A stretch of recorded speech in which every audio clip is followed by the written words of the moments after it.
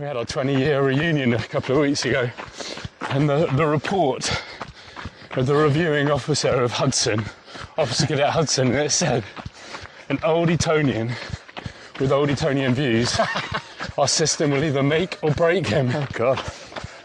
Absolutely. It was like, had me down to a T. It could have gone one way, but that was one of the best. It was one of the best things that ever happened to me, because Bit of a reality check. Yeah, but joining the military. Oh my goodness, my friends, my closest friends have come from that circle. Yeah. Because we've been through the shit together. Yeah. Hi, welcome to the full recording of the first run on Run Taught Resilience. This episode is with Christo Hudson. Christo is a former RAF and commercial pilot who went through the depths of depression, come out the other side, running a company, training people to spot the signs of suicide awareness. Fascinating story. Enjoy. This is it. There we go. Episode 1 of Run Taught Resilience with Christo Hudson here in the Pentland Hills. We're running towards the Harlaw Reservoir, and I'm going to chat to you, Christo. We'll take it nice and easy for 30-40 minutes, see what happens. I'll set the pace. Yeah. So, Christo, why are we here? Who are you? Why are we here? Well, I'm here because I quite enjoy this. I quite like going for a run. Yeah. I'm up in Scotland, actually, Ben, because I came to university up here. Uh-huh. I wanted to study aerospace engineering at Bristol, but my C in Spanish didn't get me the grades I needed. Right. That made sense. So I came up here, and I'm here 23 years later. 4 kids, the grey hair to prove it, and a professional career. 20 years of flying. So that's how I'm here, but it's been a bit of a weird and unexpected journey. So what you studied at uni? I did mechanical engineering. And when was that? That was back in 2000, following the Millennium Bug. Oh yeah. And so where's home for you then? Home is originally West London. Yeah. I went to school in Hammersmith, and then went to boarding school. I went to Eton at the age of... Did you? Age of Eton 12. boy. Part of the Eton mess. Jeez. Okay, so, right. Did not know that about you. Yeah. What's Eton like? I had my... Well, I always reflect preconceptions. with this, Ben. What was your school like? Yeah, okay. So I went to Loughborough Grammar School, Right. private secondary school. It was good. All boys. Helped in some ways, I suppose, in that regard, but in other ways, yeah, not great. But, Yeah. So you were boarding at Eton. Yeah, I went to Eton, and it was, it was wonderful. I don't know. I think there was this element of, if you had any problems, Yeah. that you kind of just put them under the carpet. And we were always taught, basically you will succeed at whatever you do in life. You'll always be all right. Because you're at Eton. Well, yeah, it's some people have very different mentalities. I think my mentality from school is that my parents, even now at the age of 76, my mother still works. Is she? Yeah, she's a divorce lawyer if you're looking for... No, we're good at the moment, thanks mate. But they worked full time to keep, I'm one of 4 boys, to keep us, keep our education going, really. Amazing. So were any famous people in your year, or what bojo were you? Christo looks around and thinks about what he discloses. Yeah, okay. Bear in mind this is going to go on YouTube. Yeah, I think we'll move on. Okay, fine. Have you seen that bird over there? Okay. So suffice to say, some people who are in the public eye. Yeah, maybe. Yeah. I suppose maybe David Cameron's. Maybe. Anyway, okay. Yeah. All right. So you went to uni, mechanical engineering. Yeah. And then what happened? Yeah. Well, actually, whilst I was at school, I was absolutely determined to fly planes. Okay. Much to my parents' annoyance. All I wanted to do, I was just obsessed. Anything that would fly, whether it was a teddy bear in a parachute throwing out a window or a glider. I just spent my whole time looking up, really. So I threatened to leave school after sixth form to go and become a pilot, and sensibly I went and got an engineering degree up here. Good on you. But whilst I was there, I joined the University Air Squadron, and we had our 20-year reunion a couple of weeks ago, and the report of the reviewing officer of Hudson, Officer Cadet Hudson, and it said, an old Etonian with old Etonian views, our system will either make or break him. Oh God. Absolutely. It was like, it had me down to a T. It could have gone one way, but that was one of the best, it was one of the best things that ever happened to me, because Bit of a reality check. yeah, but joining the military, oh my goodness, my friends, my closest friends have come from that circle, Yeah. because we've been through the shit together. Yeah. So that was that. I then got sponsored to go through university. By the RAF. Yeah, Okay. completed my elementary flying training. That's the Royal Air Force, Yeah. the British military flying Yeah. unit wing. Yep.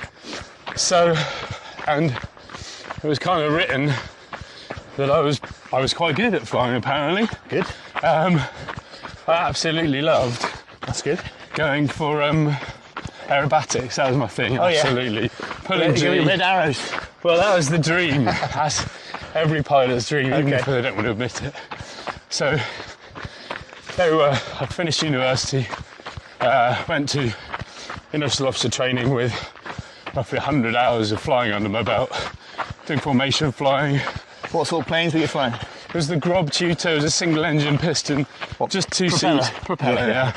And that's how you start the trainer to learning to fly. So I was doing that, and it was wonderful. I'd met my wife to be. I told her on the first day that I met her that I'd marry her one day, and she was like, "You arrogant." Anyway, The old Etonian hadn't left you. absolutely. So then what happened? I joined the Air Force, went through initial officer training, loved it. Like good crew cut, was fit as a fiddle. Life was pretty awesome. And I'd been streamed for fast jet training, so Okay. I was going to go and fly fast jets and fulfill that boyhood dream. Anyway, so I started out. It turns out I wasn't that good. So what happened? What happened? I was more of a Goose than a Maverick. And it was, I went through a series of failures, having been told, when you've got a problem, Christo, you just put it under the carpet and you deal with it on your own. And it was a massive, very quick downfall to standing in the shower in the officer's mess going, holy shit, this is the dream, this is what was going to happen. And then I couldn't do it. Anyway, picked myself up, told my girlfriend, my wife, now that I was going to be a commercial pilot. And she was like, So how old were you now? And this is 2005, oh my goodness. so you did uni Don't ask me 2000. to do maths, come on. 2000 uni. So it's 2005, 2006. Yeah. Okay. So I must be 24, something like that. Yeah. Okay. Anyway, so I then remortgaged my grandmother to become a commercial pilot. What do you mean? So, if anyone's watching and wants to become a commercial pilot at the moment, there are new sponsorship schemes. Okay. But roughly it's going to cost you at least 100 grand. 100 grand for training. 100 grand. Jeez. 100 grand. Okay. So I became a commercial pilot, got a dog, because that's what you do. Yeah, I was of course, yeah. commuting from Cranfield in Bedfordshire to come and see my wife Anna at weekends. Up here? Yeah, In she was Edinburgh. still at university. Anyway, I've never made that story so long-winded, Ben. That's right. We haven't got anywhere. Yeah, no, we're good. So Building then, up a picture. so we then went from doing that. I got a job with Flybe, and So Flybe, the regional, was the regional. there was the regional carrier for Yeah. the UK's largest regional carrier. Yeah. And there was something so special about it. There's so many organisations talk about it being a family, but it genuinely was, because we were such a small crew on the aircraft. We all knew everything about each other. So these are the ones there, propeller planes, weren't Oh, they? yeah, put it like that, won't you, Ben? What, not like a real plane? No, like props. Yeah, so it's a turboprop, so Turboprop. technically a jet engine. Put that on there. It's a jet engine with a propeller on the front. Okay, so you nearly made it. Not a proper pilot. Yeah. But the joy about this aircraft was that it was a great training aircraft to learn on.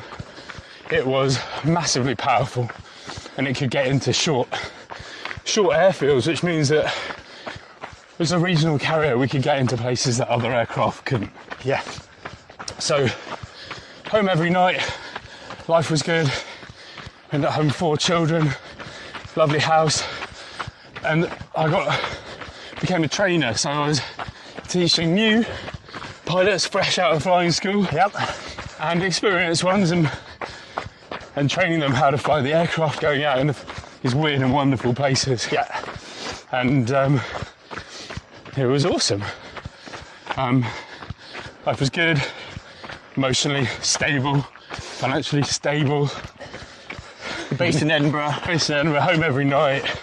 Married, Doing what I was loving. 4 kids, flying planes. Yeah, you can hear the crash coming, can't you? Part of my role there in the last few years was in the safety department, is what we call an honest broker. I was looking at black boxes. I was looking at flight data and trying to work out what was going on. In aviation, we have this thing called CRM, crew resource management, and it's using everything around you to, make the best and safe decisions. Yeah. I just became intrigued with the behaviours that were going on behind the flight deck door. So we'll carry out these investigations, usually by a phone call, and you could hear, when the pilot at the other end picks up the phone and they're like, oh goodness, it's the flight safety department. It's like, no, this is me as a human. Yeah. I'm trying to work out from the data that I'm seeing what's really going on. Okay, so you were, I've read up on it, it was like you were looking at the black box data after flights and things. Yeah. And you'd see something that was different. Yeah, something that was, that's it. There's an absence of normality. Yeah. Outside of the standard operating procedure. Yeah. What so a normal flight should look like this? Yeah. This flight doesn't. Yeah. So you give them a call. Yeah. Or, if there was a trend that was going on, it was like someone continually carrying out the same behaviour outside the remit of what they should normally be doing. And I just loved getting a different perspective, or potentially giving someone else a different perspective on how to do things. Yeah. Especially those maybe some more senior and more experienced pilots. Yeah. And maybe there was a different way to look at something. Yeah. And just quite often I was told, oh, bugger off, it's like, who are you? But it's giving someone that opportunity. Yeah. We're going to have to get muddy feet now. Oh, well. Never mind. And then 4th of March 2020 was in Manchester Airport. And it was a double rotation, so we go down to Manchester from Edinburgh. Yep. 25 minutes, turn around, back up, and do it again. And I just knew something wasn't right. Yeah. Had an experienced crew with me. I was actually training someone in the right hand who had far more flying experience than me, but he'd come from a previous airline. Yep. Passengers on board, fuel on board, on time, ready to go. And there was this very ominous, you'd hear it in the voices of air traffic control, something wasn't right. What do you mean? Well, distinctly remember on the way inbound to Manchester, hearing a flyby, an outbound aircraft being told to return to base, return from airborne, and they're like, wow, what's going on? So this is 20th of March 2020. 4th of March 2020. 4th of March 2020, right, sorry. And so they, something's not right. And then you see all the John Deere tractors come out and they start parking behind aircraft. So we've got this the hub in Manchester. Right. And all these tractors and vehicles being parked behind aircraft, like something's not right. We can take a pause here and have Right. look around. But yeah, so all the John Deere tractors came out They came out in force. It's great hard work for them. behind 5B. Yeah. Fence. Right. Okay. And then look at that. That's good, eh? We're breaking into the story, but that's just to appreciate this. That's Threepmere Reservoir. We'll walk up here and we'll keep running up this bit. But yeah, okay, so out comes the John Deere. Yeah. I think I can laugh about it now, but it was. And then this vehicle pulls up to the aircraft, and a man in the high vis. Now there's a man in the high vis. That means something. That means something, doesn't it? Yeah. And it's literally posted over the front of the door. And it's an official notice saying the company's gone into administration. The aircraft are grounded. What? You're on the plane? Well, we are on the plane, ready to rock. This is being repossessed. Yeah, I mean, as we speak, these engines are worth a lot of money. Yeah. Oh, Jeez. so Wow. what then ensued was internal mild panic. Trying to, as the captain of the aircraft, no, everything's fine. Did you have passengers on board? Yeah, passengers on board, ready to go, ready for their weekend in Edinburgh. Jeez. Two wonderful cabin crew and a senior first officer who had seen this all before at his previous airline. Right. He was like, we're done here. I was like, no, we're going to get home. And then what ensued was Manchester Airport grounding all Flybe aircraft. And what happened was this dialogue of maybe a different perspective. A dialogue, I remember speaking to Manchester Airport group, speaking to our operations department and the accountable managers, and all these phone calls going on. And this concept that we're in Manchester, these people, these passengers, they need to be in Edinburgh. Yeah. If we leave the aircraft here, and these flights that are going to come into Manchester Airport tomorrow, and you've got aircraft with a John Deere tractor behind them, you've got a serious issue. Yeah. The CAA or the DFT have then got a serious issue with all these planes and passengers out of place. Who's the CAA and Civil Aviation Authority. Yeah. And Department of Transport. Right. And this is another issue. So what we did was, I don't know how we, with a bit of persuasion all around, was that we convinced them to let us go. So, in hindsight, there was so much going on, we didn't know that the company had actually gone. We were kind of in that element of disbelief. Yeah. We got back home to Edinburgh. I remember disembarking the passengers. You actually got back. Okay. We got back, yeah. Just after midnight on the 5th. Jeez. I think we were the last Flybe Mark 1 to land that night. I remember all these ground crew and then security staff coming to take over the aircraft. And then that was it. Passengers got off. I went home, parked my car outside my house. I remember standing in our living room, my wife came down and she was like, Was it on the news at this stage? It was really gone. And this moment of, Go down this. that's it. Jeez. So the message from head coaches was, sorry, So you're it's redundant. done. You're redundant. That's it. And then it just all unravelled. We'd been in, Virgin had come in to rebrand us as Virgin Connect, Right. as their internal Internal regional. And their bookings had taken such a hit. Well, this is what the rumours were, and that they just couldn't afford, and without their name, we couldn't continue. Of course, this is going into a very uncertain period of time in the world where COVID is about. That's 10 days or 2 weeks before the lockdown. Absolutely. Jeez. And because of that, the company didn't exist. There was no furlough. There's a lovely house in Morningside with 4 little mouths to feed. No furlough, and furlough is the government payment scheme to keep you employed during lockdown. Yeah. No, my redundancy money, there was some glitch in the system. That took a very long time to come through. Really? How long? I think the final payment was like 6 or 7 months. So in the meantime, the world shuts down, the sky's closed, everything closed, and the world became very dark. And despite being surrounded by wonderful people, it became increasingly kind of lonely, because I genuinely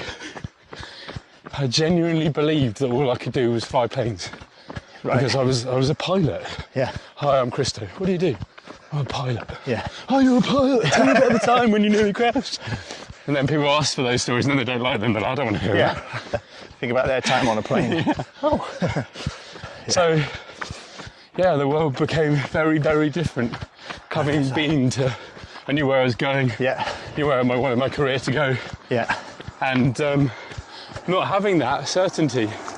And as humans, I think we're social beings. We like that certainty. We don't like change. Yeah. Initially, we don't like it. And I just couldn't see through this kind of darkness. Yeah. There were some wonderful, wonderful people that genuinely cared about me and wanted me not to be where I was, but it's just not that easy. So we fondly look back on those times. You look back at photos of me, and I've got a really dodgy beard. So I grew this beard, and to the outside, you know, it's like, oh, well, Christo's, you know, being cool, trendy dad. Loads of people grew beards in the pandemic, didn't they? Yeah, it's like, well, if I haven't got a purpose, I haven't got a job to go to, I'm just going to watch, I was going to say Richard and Judy on TV. Oh, Philip and Holly. Anyway, less said about that, the better. So that was one of the first signs of depression, but I didn't know. Mental health, or poor mental health at the time for me was just yoga and yoga. Yoga and bananas, is what someone said to me before. Well, that'll get you out of a rut. Yeah. So that's what I didn't know anything about it. Yep. Or how it might affect the way I felt and how it might affect my behaviours.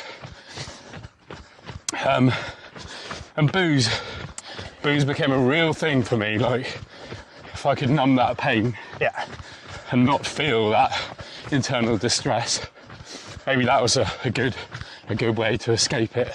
So talk to me about booze. What were you doing? What I tend to do is a glass of wine in the bath, or maybe a bottle of wine in the bath, or relaxing. Oh yeah, absolutely. Watching something on the iPad. Oh yeah, but it was not. Yeah. It was internal turmoil. Right. Of what the hell I was going to do with my life. Yep. Because with like it wasn't the status, but it was without that financial stability, without all those things that a job brings with it, like an identity. Yep. I was just like, who am I? Yeah. Who am I? And it sounds like, you know, I can relate to the job. I mean, pilot's a job which everyone goes, oh, right, cool. Yeah. I'm a pilot. Oh, you're a pilot. Remember when I was in the military, I'm in the military, I'm an army officer, I'm in the infantry. And they're like, oh, wow. Everyone can relate to it, but they don't know about it. Yeah. Now I'm in investments, I go, what are you in? I do investments. They're like, all right, okay. But I used to be in the army. Oh, cool. Tell me about the time. Yeah. What's it like? Have you seen combat? And Yeah. You got shot at? Yeah. That's the first question. Yeah. So you lose that. I decided to leave, but you had it forced upon you. Yeah. In uncertain times as well. And I think that part of that then is part of the concern is that I'd normally made choices in my life. Yeah, you're in control. And this one, I'm a pilot, I'm a control freak. Of course. Yeah, I mean, of course, I always drive the car. My wife offers, no. Yeah. We like to be in control, we like things a certain way. And when we don't have that, it creates elements of doubt. We dwell on that doubt. So, yeah, those 6-7 months were baths, beards and booze. The baths was escapism, put the children to bed, tell my wife, you know, that I'm all right, and then disappear, see if I can get drunk enough not to feel it. Every night? Most nights. Most nights. if you don't mind talking about it, how dark do we get? Well, in the world that I work in, Ben, in suicide prevention, I didn't get to the point where I wanted the pain to stop. I didn't get there. Okay. But I got to a place where I stopped seeing hope. I felt this sort of worthlessness of where is my place in the world. And I stopped seeing hope. And I think if it had persisted, I could see an easy route down there. But I never got there. Okay. And that forms the basis of what I do now, is that whilst I couldn't see that hope, there were other people out there that could. And we talk about, as weird and wonderful as it sounds, holding hope for someone else. Because some people may not see it. They cannot see through that pain. And we can hold it for someone, just for that moment. Yeah. So that was the bar Beards and Booze. And I was taken out for coffee by someone, and he said to me, I want you to write a letter to yourself. All right, Grandad. All right. I was like, what are you talking about? Because I want you to write a letter to yourself to be opened in a year. All right. Yoga and yoga. So I did. I wrote a letter to myself. And that was the first step it took for me to put one foot on that ladder. Yeah. And start climbing out. Okay, so when was this? This was the August of 2020. Okay, and if you don't mind me asking, you don't have to give their name, but who was this person, the relationship? That was someone I previously worked with at Floyby. All right. Just a bit of a mentor. Someone that had maybe seen some hope in me. And he's like, I wanted to write this letter. Come on. What? So I wrote the letter, it sits on my desk. You did it? I did it. I wrote the letter. A lot of people wouldn't have done that. I know. So what? I typed it because I can't read my own handwriting. Oh, right. So I know that, my personality would have gone, yeah, it's a great idea, but I would have put it off. So what made you sit down and switch on the computer and do it? Because maybe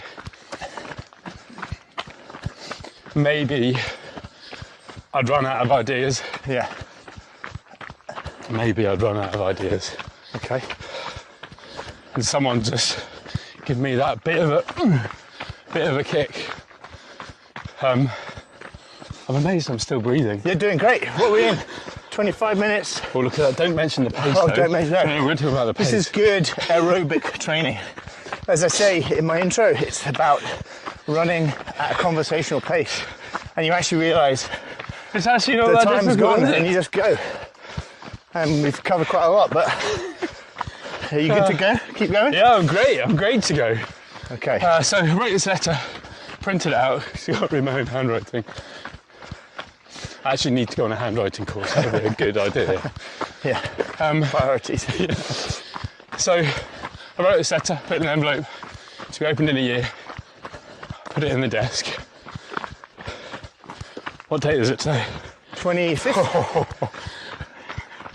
We missed it. When was it? No, it was the 20th of August. Okay. And we missed it. And that letter has never been opened. You've not opened it? No. And my point being, well, the contents of the letter is irrelevant. It was that one little step. I don't think I'll ever open it. I don't see... Where is it? It's on your desk? It's on the desk. So you see it? I see it. It's tucked away behind the old passports with things cut off. And, Yeah. And the sort of old bit of Yoo-hoo and a bit of blue tack. Yeah. But it's irrelevant. The contents are irrelevant. But so I just want to touch on something. You said what's in it's irrelevant. Yeah. But it's a very important thing. So it was the first step for you to write this letter to yourself. Yeah. With the idea of saying? It's just so, where do I want to be in a year's time? It wasn't financial, it was kind of holistic. It was like, do I want to be in the same place with my family? Yeah. What do I want to have achieved potentially? Yeah. And I think it was the process of writing the letter and having to, look at myself in the mirror. So I did it, and then I went on a course. I went on a course because what it was about was actually, because I have this, as I say, this face that people just do tell me stuff. If we get into London Heathrow on a dark and stormy night, if someone would just tell me about their vasectomy or how their relationship was in turmoil, and I'm like, oh, okay. So I'm just trying to chip. We're just trying to land the plane here. So I went on what's called a mental health first aid course. Okay. And it's to support people in that instance when they need to be heard. Yeah. And they need to be seen.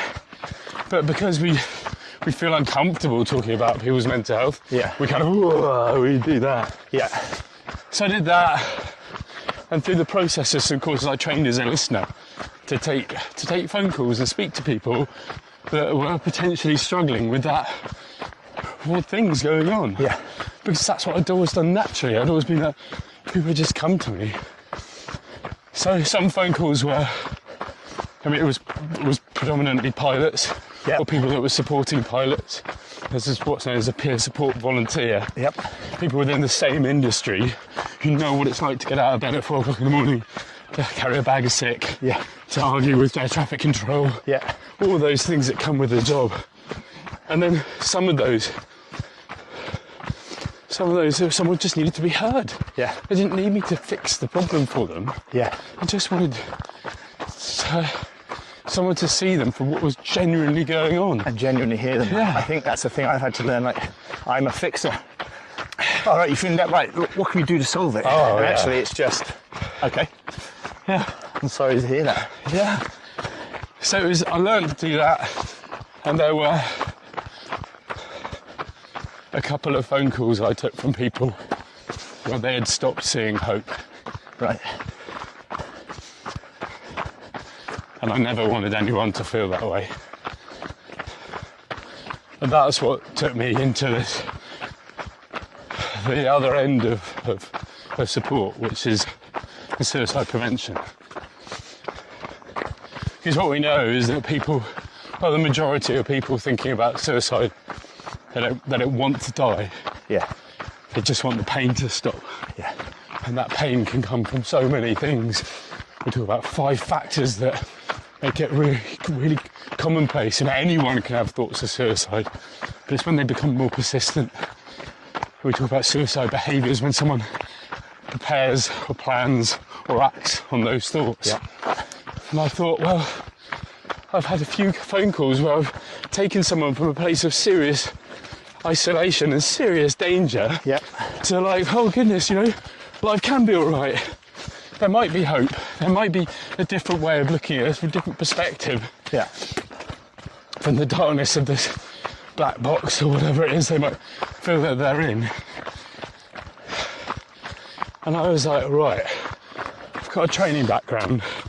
I've trained people how to fly in and out of weird and wonderful places in quite intense moments. Yeah. I've got a face for radio. I've got a face where people tell, well, I was like, what if I put these skills together? What if I could train other people how to hold hope for someone else? Yeah. And now I run a business. I say a business.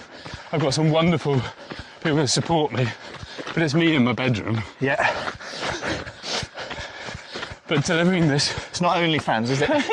No. I haven't got the equipment for that one. It's just delivering this message that it is genuinely okay to talk about this stuff. Yeah. And by having more people trained to spot the signs, to genuinely be able to hold space for someone so they feel heard. Thanks.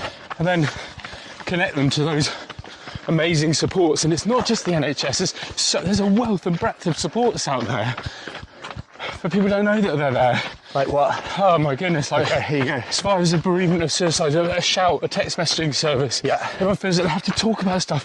Not everyone has the ability to talk. Or Samaritans. Yeah, Samaritans. Yeah. Or grassroots suicide prevention, or Calm, or Sam H, or, there's Combat stress. For Absolutely, veterans. here we go. Here it is. Combat stress, and but unfortunately, the supports that are out there are passive. They're waiting for our call, they're waiting for text us.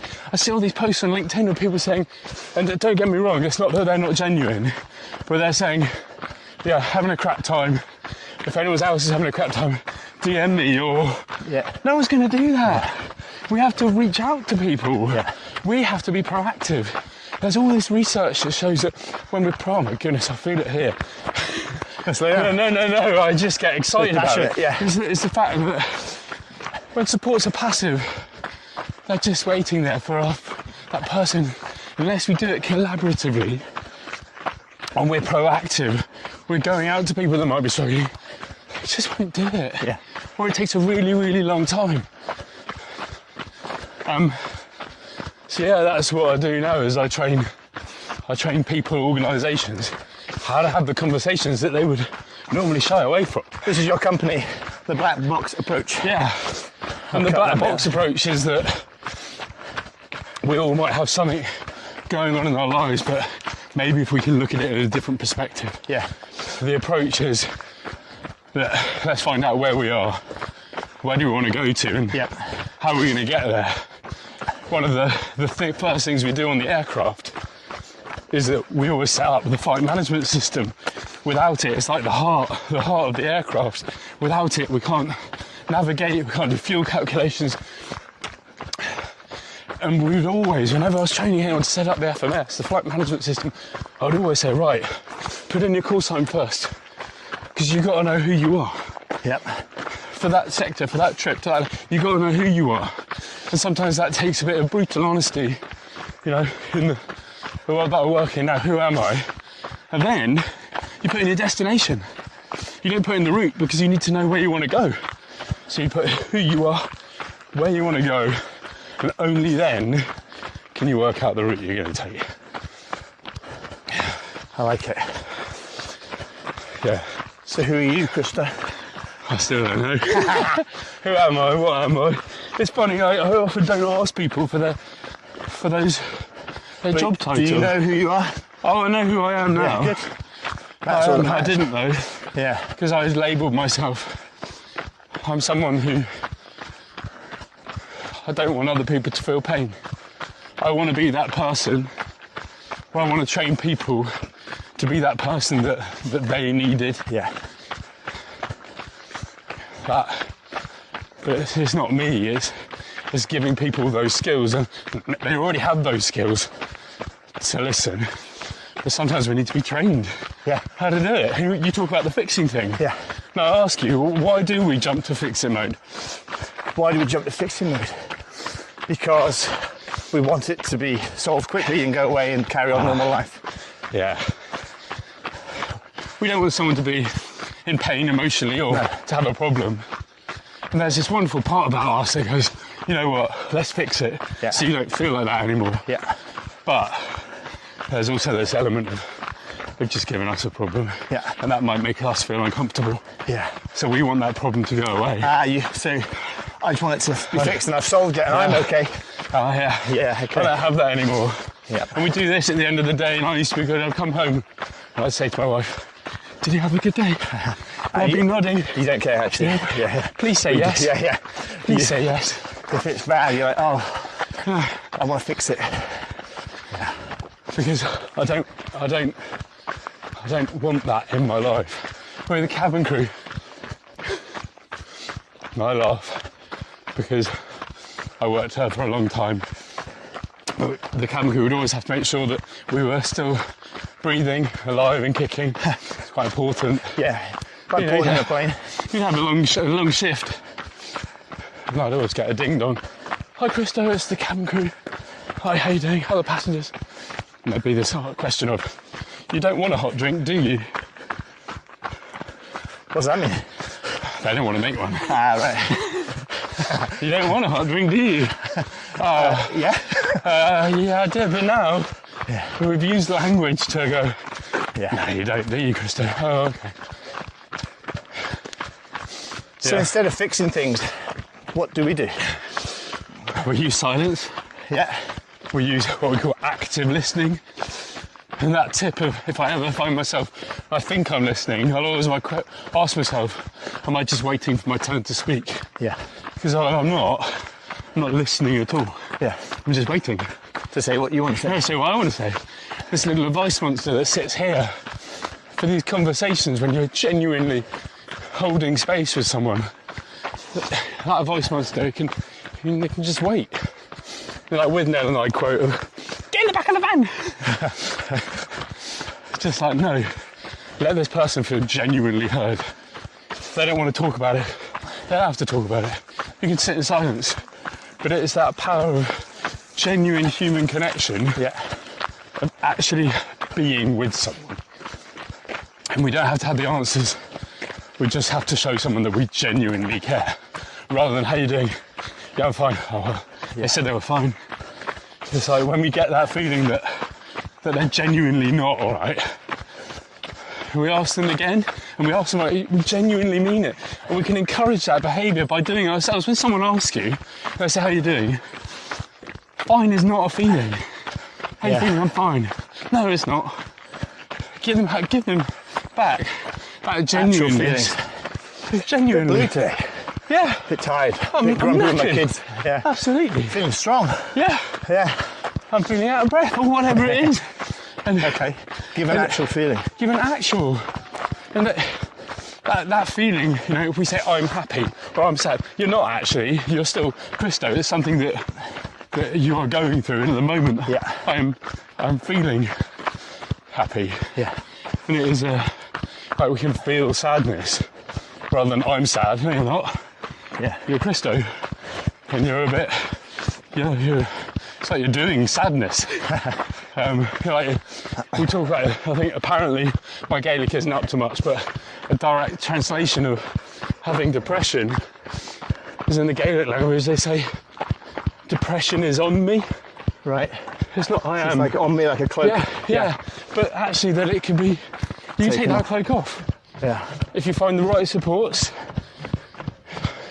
and treating those symptoms, you know, as individually, but rather than like, oh, here's an antidepressant, that'll work. Yeah. Only 60% of the time. And it's one of hundreds of things you can do to help you. Yeah. Or dozens of things, anyway. Having a conversation with someone, a genuine conversation. Just going for an actual little trot. Yeah. Get the endorphins going. So what do you say then? We're coming towards the end of the run now. But, okay, someone who doesn't have your support around you, doesn't have the support you did, right? Yeah. If they're on their own, what to do? Is if you can find the energy within you to take that one little step, whether that is going for a shower or having a cup of tea, getting your ass out of bed when it feels like there is nothing around you. If you can find and summon that energy to do that, there is always that hope. But we can't do it alone. I always talk about autonomy, that person making that decision of what they want to happen in their future, and that is completely up to them. But we do it in a collaborative style. We use the language of we a lot, rather than you, oh, you've got a problem, you should phone the employee assistance programme, or you should go and see the doctor. It's like, no. When someone's in a lot of emotional distress, the place can be really lonely. Yeah. As soon as you hear this word of we, all right, I'm not on my own. We can do this together. You know, how would you feel about us phoning the doctor? How would you feel about going for a run together, or phoning the Samaritans together? Speakerphone. Yep. I think even the Nokia 3210 had it. Absolutely genius. This is a collaboration. It's not, if I go give a telephone number to someone and they say, I'll go and phone this line. No, We did it together. Yeah. We're social beings. But there's so much stigma that surrounds it. Oh, did I ask for directions to get to your house today? No. There's no way I'd ask for directions. But Google yeah, absolutely. This perception that asking for help is a sign of weakness is just a load of rubbish. You've got to trust the person, haven't you? If you ask. Yeah. But at some point, sometimes you just have to ask. And it's okay to ask. Yeah. And Getting out of bed is a win. It is. Or opening your eyes is a win. Whatever it takes. Okay, so final thoughts, Christo. I've massively enjoyed this. It's been brilliant. I could probably do it. I know, you know what? I'm quite happy to go around again. But the battery at last, my right arm is starting to cramp up. Which we don't need to go into any further. But I've thoroughly enjoyed it. Thank you for coming on this run and talk with me. My pleasure. Thank you very much for having me. A bit more resilient at the end of it. Thanks. And check out the Black Box approach online. Check out Christo on all the socials, Yeah. LinkedIn, etc. And put any comments and stuff below this video. I'd love to hear from you. Brilliant. See ya. Thanks, man. Pleasure. Woo! That was good. So what was that? 45 minutes of running.